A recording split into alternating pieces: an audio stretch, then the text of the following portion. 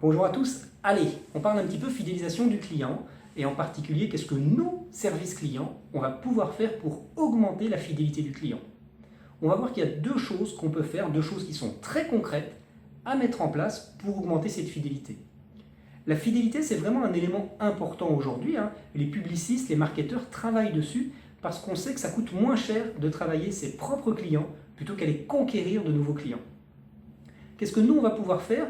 Quelles sont ces deux choses qui sont concrètes et qu'on va mettre en place? Eh bien, ces deux choses, avant de vous les présenter, ce que je vous propose, c'est de faire un constat que je vais illustrer via trois exemples qui me sont personnels, trois expériences que j'ai eues en tant que client et qui vont montrer pourquoi les clients ne sont pas fidèles.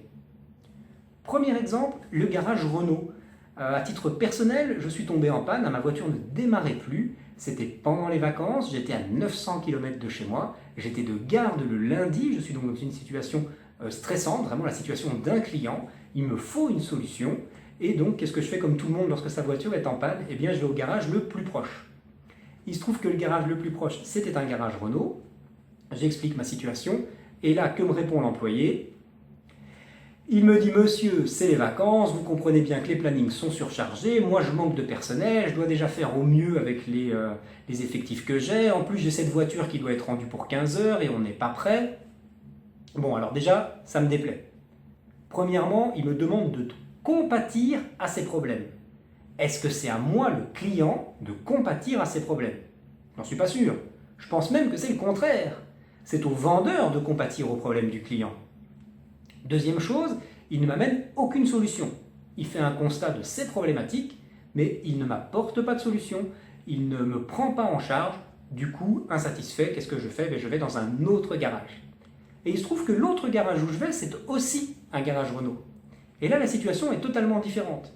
Je suis face à du personnel qui est compétent, qui est à l'écoute, qui me prend en charge, qui me propose d'envoyer dans un premier temps un garagiste sur place pour voir s'il peut redémarrer lui-même le véhicule, ou ensuite de rapatrier le véhicule, voir s'il faut commander une pièce, et puis de me tenir au courant dans la journée si la voiture peut repartir le jour même ou s'il faudra attendre lundi ou jeudi prochain.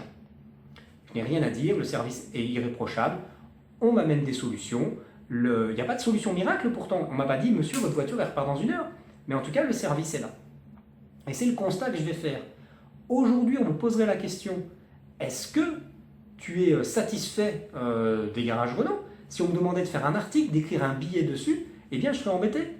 Est-ce que je vais dire oui, je suis satisfait, j'ai eu du bon travail, parce que le deuxième garage était bien, ou est-ce que je vais dire au contraire non, je ne suis pas satisfait, parce que je vais me fier à ma première expérience, le premier garage qui n'était pas bien.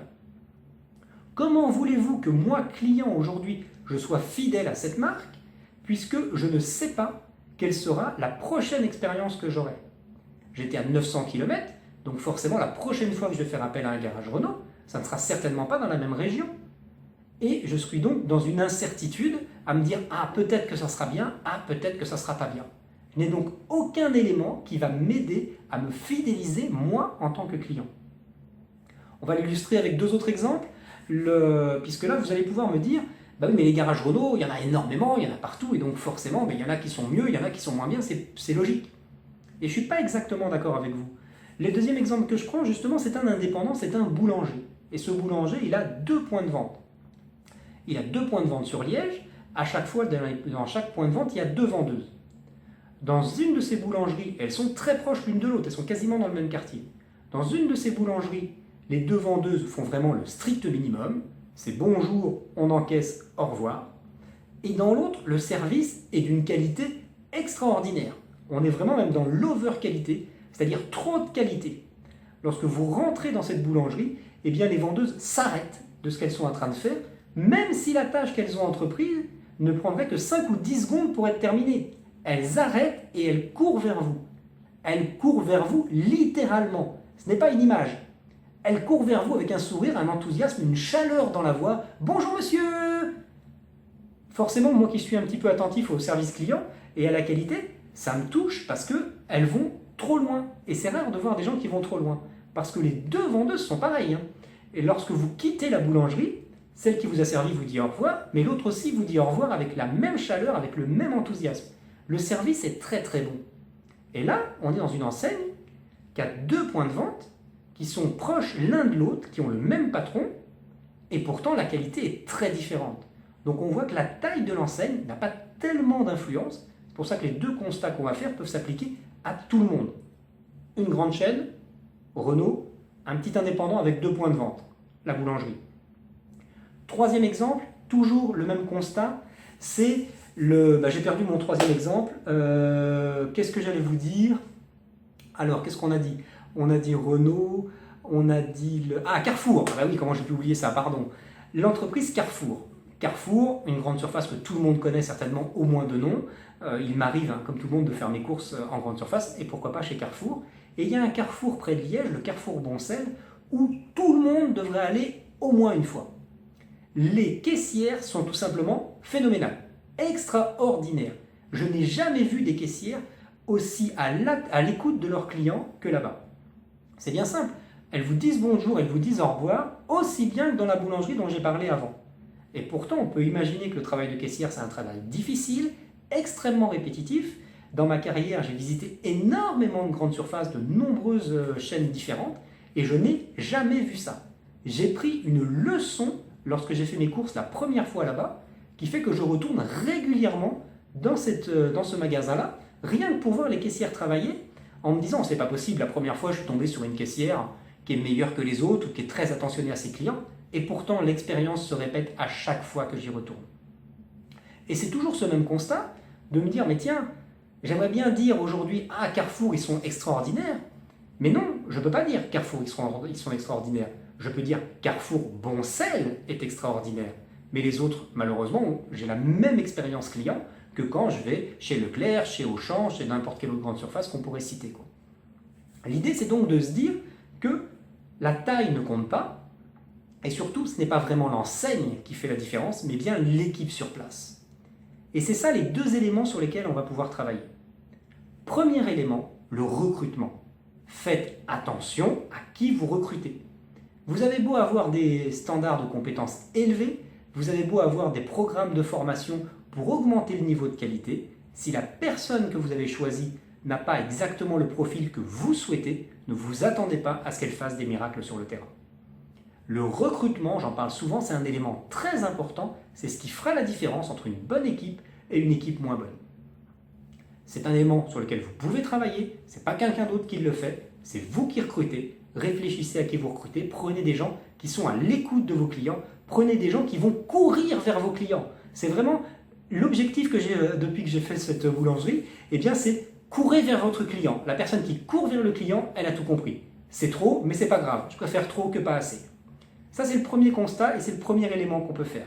L'équipe est la plus importante, vous pouvez y travailler au niveau du recrutement. Deuxième élément, et c'est aussi un élément sur lequel vous pouvez travailler, c'est que les standards de qualité imposés aux personnes qui travaillent au front ne sont pas assez élevés.